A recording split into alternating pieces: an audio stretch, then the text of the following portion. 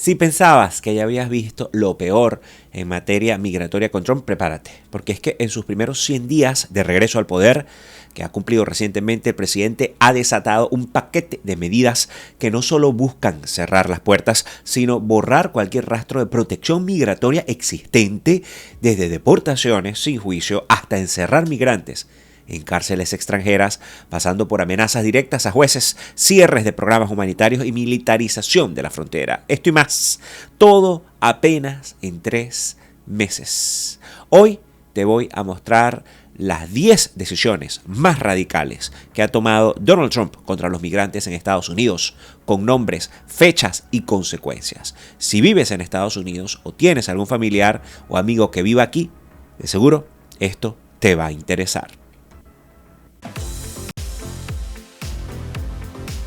Ricardo lo dice migrando. Hola, ¿qué tal amigos? Yo soy Ricardo Sánchez Silva, periodista venezolano radicado en Washington, D.C. Bienvenidos a este nuevo episodio de Ricardo lo dice migrando, tu podcast de migración confiable en Estados Unidos. Hoy estamos estrenando este episodio número 55. Bueno, seguimos avanzando bastante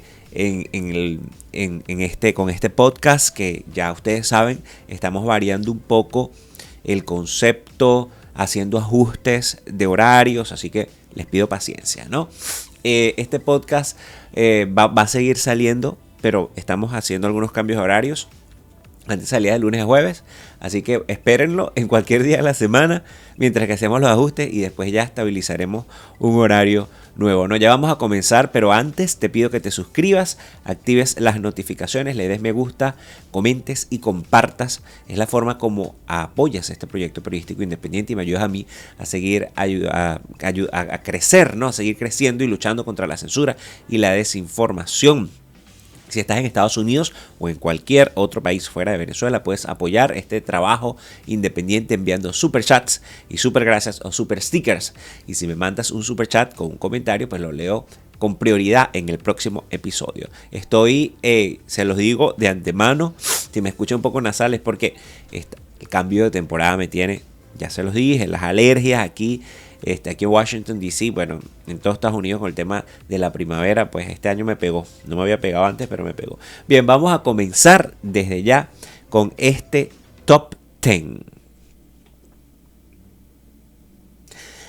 Ya sabemos que Donald Trump acaba de cumplir sus primeros 100 días en el gobierno. Fue el 29 de abril y, como era de esperarse, han sido 100 días bien movidos, sobre todo en materia migratoria.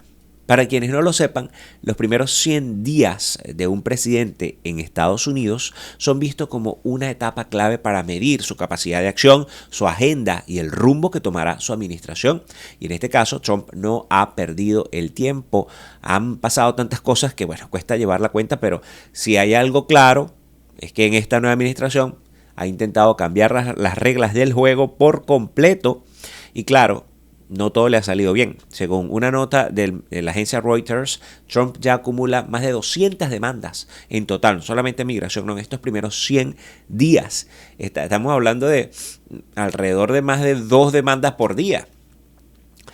Si hacemos la comparación con los 100 días, ¿no? Y al menos 70 de sus medidas han sido bloqueadas o limitadas por cortes en todo el país. Una verdadera guerra legal. De hecho, jueces federales han emitido al menos 19 órdenes para frenar o limitar por ahora su capacidad de llevar a cabo deportaciones masivas, desfinanciar programas de reasentamiento o de refugiados y restringir la ciudadanía por nacimiento, bueno, entre otras cosas. Muchas de esas decisiones están siendo apeladas, están con una lucha en cortes, ¿no? Por ejemplo, los jueces han frenado órdenes ejecutivas sobre migración, como la eliminación del parol humanitario, el TPS, bueno, recortes de fondos a ciudades santuarios, pero también otras políticas han sido tumbadas, desde restricciones al voto y derechos, vamos a decir, derechos a personas trans, hasta intentos por eliminar programas de diversidad en escuelas públicas. De todo ha habido en este Trump 2.0, que apenas cumple los 100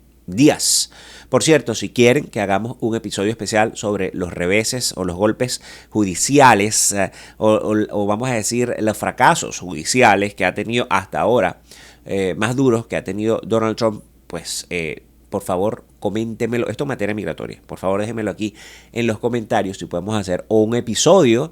Podemos armar, hacer una lista y armar un episodio completo sobre esto para que estés informado. Pero hoy me quiero enfocar en lo más radical que ha hecho en migración. Les voy a contar cuáles han sido las 10 medidas más graves, más radicales que ha tomado Trump en estos 100 primeros días en el gobierno. Vamos a ir desde las más ligeras, bueno, si es que se pueden considerar ligeras algunas de estas medidas, bueno, hasta las más extremas. Es decir, la número 1 es la más extrema y no se la pueden perder porque engloba, creo yo, la esencia más peligrosa de estas medidas radicales. Así que quédate hasta el final porque recuerda que la información es poder y esto seguro te va a interesar.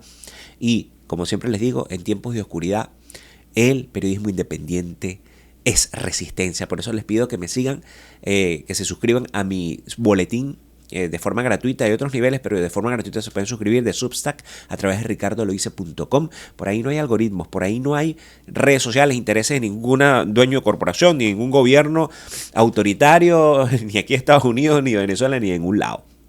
Así que eso se suscribe. Les voy a dejar el link en la descripción y aquí arriba ricardolohice.com y te llega todo en tu bandeja de entrada, incluso resúmenes de los episodios, otras informaciones que publicamos a través del canal y mis otras redes. Ricardo lo dice.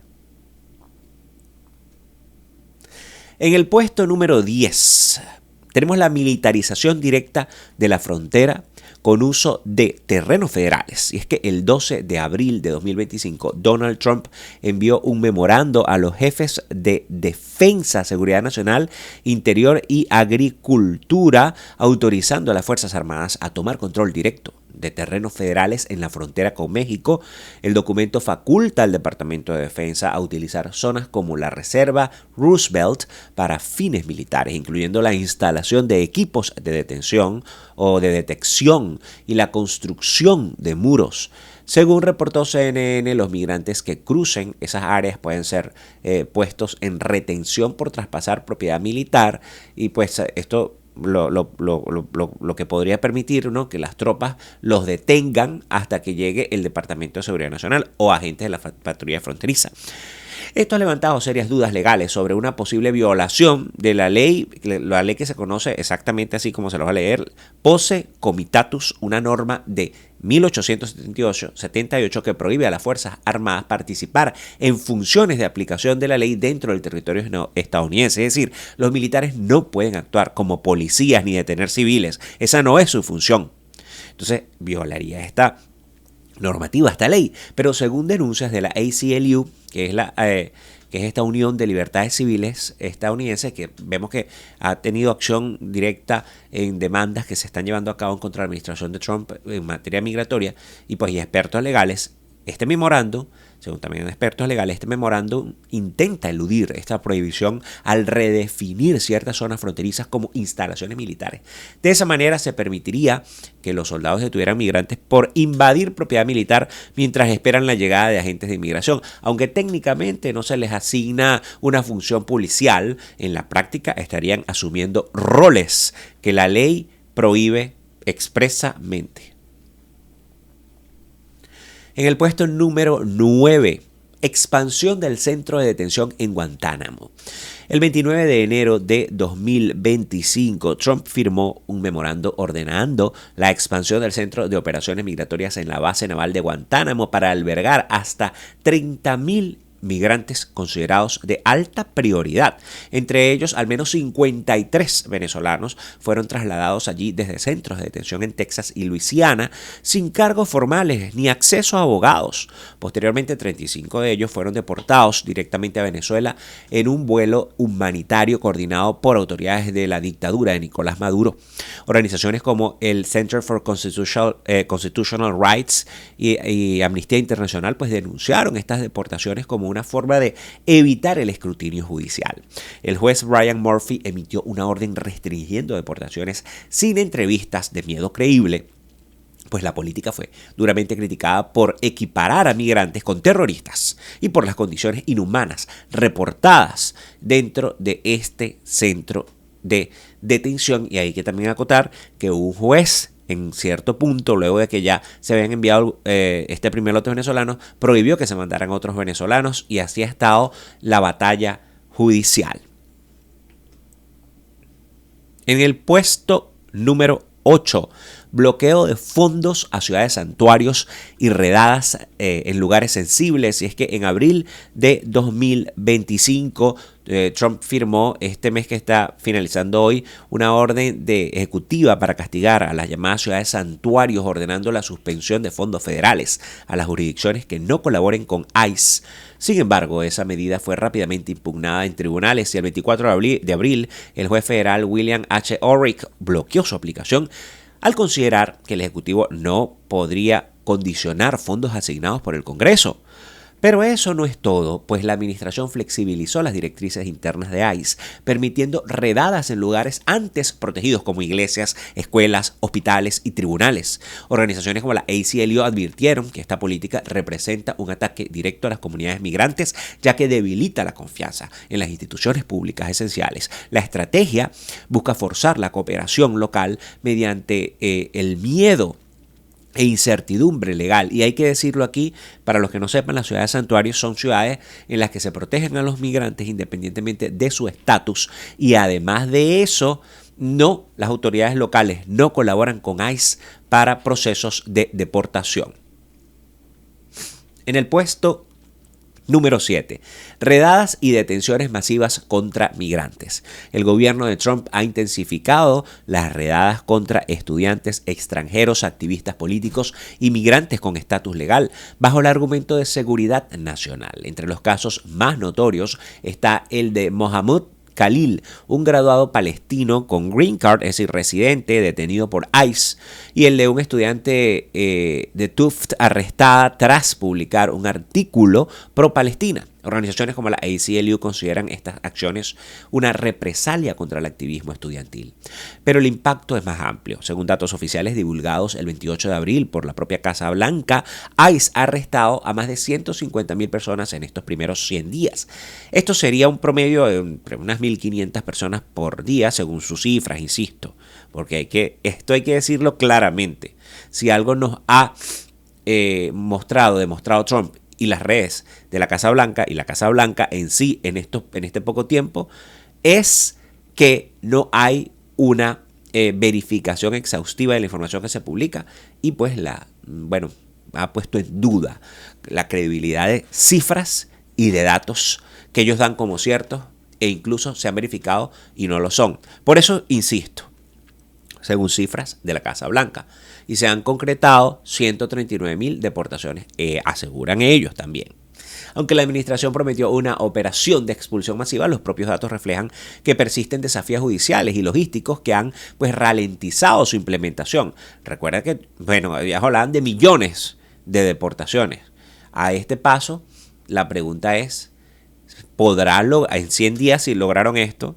Porque aparentemente sí ha habido un aumento, pero hay que hacer una comparación más a detalle de esto. ¿Podrán lograr esos millones con todos los bloqueos judiciales que hay? Con la imposibilidad de deportar a personas si no se les cumple el debido proceso, a pesar de que las intenten deportar por la ley de enemigos extranjeros, porque la Corte Suprema dijo que debía tener un proceso mínimo los que están acusados de terroristas. Además, los cruces irregulares no se han detenido del todo. La Casa Blanca cita a Fox News señalando que en promedio se siguen registrando más de 70 lo que se llaman gotaways diarios, migrantes que cruzan la frontera sin ser detenidos, lo que evidencia que el control no es absoluto. Pero insisto, la Casa Blanca está citando a Fox News, y ya sabemos la información que saca, o la desinformación. O sea, porque es que estamos claros que aquí los medios están completamente radicalizados. O sea, la diferencia entre un medio independiente, entre un periodista independiente por las redes y un medio como Fox, que prácticamente es como la sede del partido o de la sede de Trump.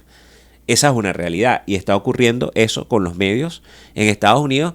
Desde hace mucho ocurre esto de que se etiqueta medios liberales o medios conservadores. pero particularmente durante la administración de Trump, la primera administración y esta segunda, pues la radicalización se ha hecho pues absoluta, y el sesgo tan grande que tiene Fox News, pues eso es algo que nadie puede ocultar. Como dicen por ahí, no se puede ocultar el sol con un dedo. En el puesto número 6, amenazas y sanciones a jueces que se oponen a sus políticas migratorias. Durante los primeros 100 días del nuevo mandato de Trump se ha intensificado el choque con el Poder Judicial. Y es que el 25 de abril el FBI arrestó a la jueza Hannah Duggan, acusada de obstaculizar una detención migratoria en una sala de justicia, que era la sala de ella, donde ella tenía plenas facultades, ¿no? Semanas antes, Trump ya había lanzado amenazas políticas contra jueces como James Boasberg, e incluso había dicho que tenían que destituirlo, Paula Sinis, quienes habían bloqueado deportaciones masivas de venezolanos. Este ambiente de confrontación ha generado preocupación entre expertos. Según un estudio de Brightline Watch, la calificación de la democracia estadounidense cayó de 67 a 55 puntos tras la reelección de Trump, su mayor descenso desde 2017. Y es que académicos como Steven Levitsky de Harvard y Kim Lane Shepele de Princeton, ellos advierten que Estados Unidos se acerca a un autoritarismo competitivo, lo leo textualmente, donde se debilitan los contrapesos institucionales y se castiga a la disidencia. Y pues también quería agregar aquí que además del tema judicial y la pelea judicial, Trump ha empezado a arremeter contra oficinas de abogados para intimidarlos y decir que iba a ir contra ellos si seguían representando o que si representaban a clientes o organizaciones que se opusieran a sus decisiones, ¿no? Y hay que decir que ya hay algunas firmas grandes que han capitulado ante este intento, ante esta especie de, porque creo que no se puede llamar de otra forma, de extorsión que está haciendo este gobierno, que está siendo calificado por catedráticos, por académicos, como potencialmente autoritario. Y en el puesto número 5, la revocación de ayuda legal a niños inmigrantes no acompañados. Y es que a mediados de febrero de 2025, la administración Trump ordenó el corte inmediato de asistencia legal financiada por el gobierno para niños inmigrantes no acompañados en todo el país. La medida fue comunicada a los abogados pro bono y a organizaciones que prestan servicios legales bajo contrato federal, quienes recibieron la instrucción de detener su trabajo sin previo aviso. Aunque la decisión fue revertida pocos días después, tras recibir fuertes críticas públicas y legales, dejó en evidencia la disposición del gobierno a restringir derechos fundamentales incluso a menores en situación de extrema vulnerabilidad. Porque un menor, ¿cómo se va a autorrepresentar? Un menor que queda no acompañado porque sus padres no están aquí, que no tienen a sus papás aquí, ni tienen quien los defendan, así que los defiendan, ¿no? Así de cruel, así de radical. Según informes de medios como The Guardian, la abrupta suspensión paralizó a cientos de casos activos y generó temor entre familias, abogados y defensores que calificaron la medida como una forma de castigo colectivo. Si bien se restableció el servicio, el episodio marcó un precedente alarmante sobre la fragilidad del acceso a la defensa legal para menores migrantes bajo esta administración. Y en el puesto número 4, el intento de eliminar el TPS, porque realmente se eliminó, pero se frenó para los venezolanos. Se retrocedió, vamos a decir, se bloqueó esta eliminación, temporalmente al menos, ¿no? Durante los primeros 100 días, el gobierno de Donald Trump intentó revocar el estatus de protección temporal, el TPS, para más de 350,000 venezolanos que residen legalmente en Estados Unidos. Esta medida fue frenada por el juez federal Edward Shen en San Francisco, California, quien calificó el intento de, cito, ilegal y peligroso, cierro cita, subrayando que eliminar el TPS sin evaluar el riesgo que enfrentarían los beneficiarios al regresar a Venezuela violaría la ley. Aunque la decisión judicial detuvo la cancelación, la incertidumbre permanece. Los beneficiarios siguen sujetos a revisiones discrecionales y notificaciones confusas. Esta política puso en jaque a más de 600,000 venezolanos en total, con sus familias que han construido su vida en el país bajo esta protección. Esto incluía la reasignación de 2023, que fue la afectada inmediatamente, y la original de 2021, que también, bueno, protegió o abarcó o arropó esta decisión judicial. Además, se inscribe en una estrategia más amplia del gobierno de Trump por desmantelar programas migratorios creados durante la era Biden sin ofrecer alternativas claras, ni procesos de regularización, ni justificaciones sustentadas. Es decir, carecen de argumentos, pues ni siquiera los abogados del gobierno de Trump pudieron rebatir o contraargumentar el aporte que vienen haciendo los venezolanos a la sociedad estadounidense en esta decisión en California, por cierto, de proteger a los beneficiarios del TPS del juez Edward Chen. En el puesto número 3, revocación del parol humanitario y eliminación de CBP-1. Trump también intentó cancelar el parol humanitario para venezolanos, cubanos, haitianos y nicaragüenses, más de 500.000 migrantes de estos 4 países. Esta decisión fue frenada por la jueza federal Indira Talwani en Boston, quien advirtió que no se podría revocar los permisos sin un análisis individual por persona. Pese al fallo, muchas personas han seguido recibiendo cartas con órdenes de salida, alimentando el temor entre quienes ingresaron de forma legal bajo este programa, a pesar de que ya el USCIS publicó el aviso legal de la decisión del juez, ¿no? Paralelamente se eliminó la aplicación CBP-1, que servía para solicitar entradas legales y ordenadas por la frontera, y fue sustituida por CBP Home, una nueva plataforma enfocada en gestionar salidas voluntarias del país, o lo que ellos han llamado autodeportaciones. Organizaciones pro-inmigrantes denuncian esta transformación como un intento de vaciar los canales legales de ingreso, dejando a miles en el limbo legal. La estrategia parece orientada a cerrar todas las vías seguras y ordenadas para los migrantes. Y en el puesto número 2, tenemos que la deportación, pues, de venezolanos bajo la Alien Enemies Act, o en español, la Ley de Enemigos Extranjeros. Otra medida radical de la administración Trump fue recurrir a la Alien Enemies Act, una ley de 1798 pensada para tiempos de guerra, para justificar la deportación de al menos 137 venezolanos acusados de pertenecer a bandas criminales. Hay que aclarar que más migrantes venezolanos fueron llevados a El Salvador, 261 para ser exactos, pero solo 137 habrían sido deportados bajo esta ley, la invocación de esta ley de enemigos extranjeros. Las deportaciones se hicieron sin evidencias públicas, sin audiencias individuales, en algunos casos desobedeciendo órdenes judiciales. O presuntamente desobedeciéndolas, porque ellos tienen artilugios y le dan la vuelta a la cosa para decir, no dijeron facilitar, no que el gobierno tiene que traerlo directamente, facilitar el regreso, por ejemplo, de este migrante Kilmar Abrego García, que se ha convertido en un símbolo de los atropellos que está cometiendo la administración de Trump, porque tenía una protección judicial y fue deportado, ¿no? Uno de los casos más graves es este, Kilmar Abrego García, que tenía esa orden que se llama Withholding of Removal, que les estoy comentando, que era la protección contra la deportación, que fue otorgada por un juez, por cierto, en el año 2019, por riesgo de persecución que enfrentaba si regresaba a El Salvador. A pesar de esta protección legal, pues fue deportado por error a ese país y encarcelado en condiciones extremas. La Corte Suprema intervino y ordenó su regreso, pero al cierre de los primeros 100 días aún no había sido repatriado. El uso de esta ley provocó una ola de demandas y cuestionamientos por su aplicación inconstitucional en tiempos de paz.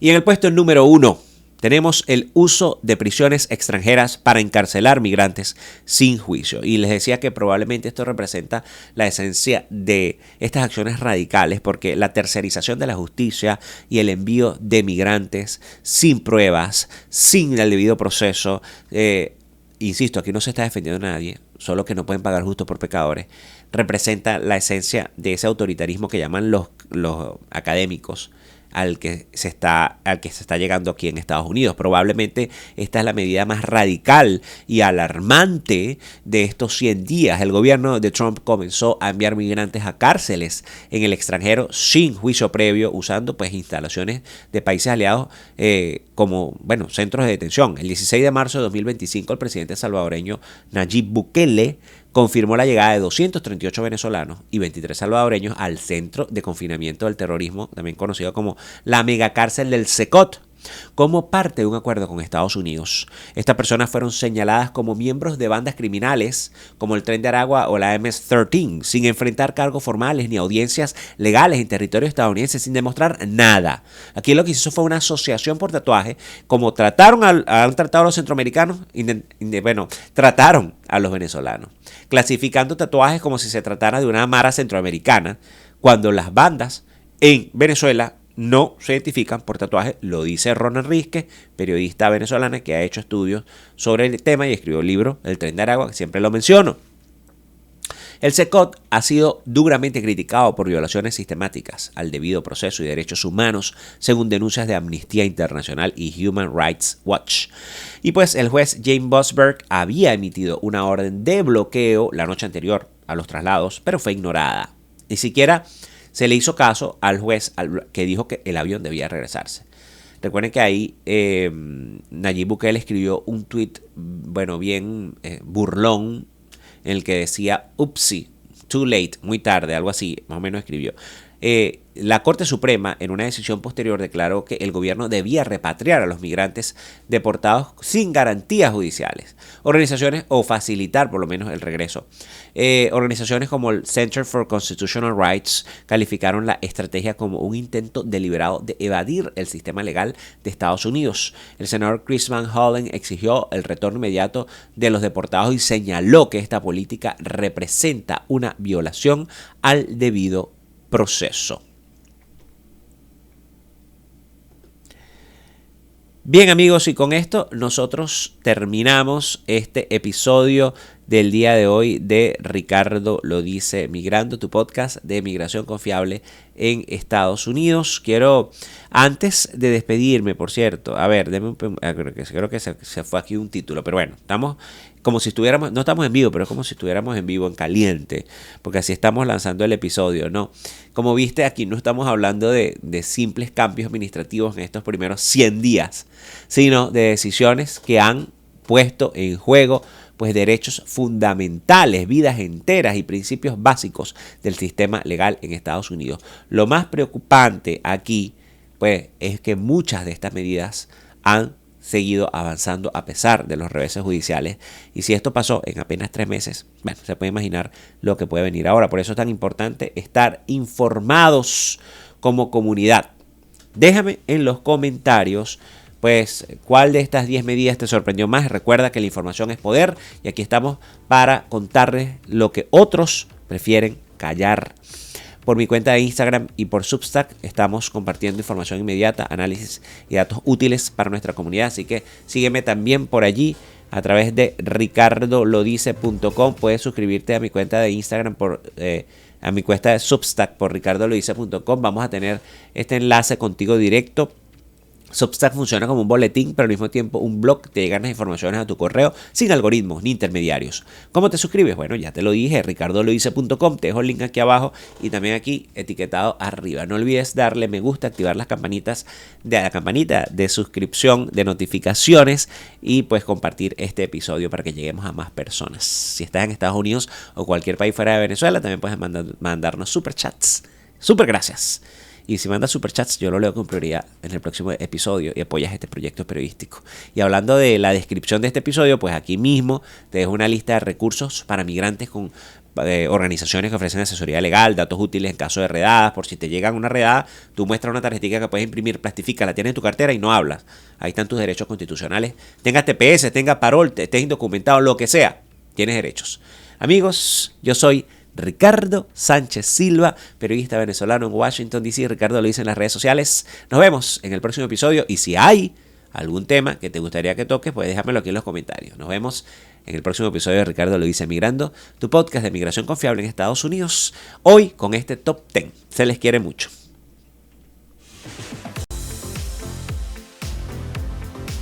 Ricardo lo dice migrando.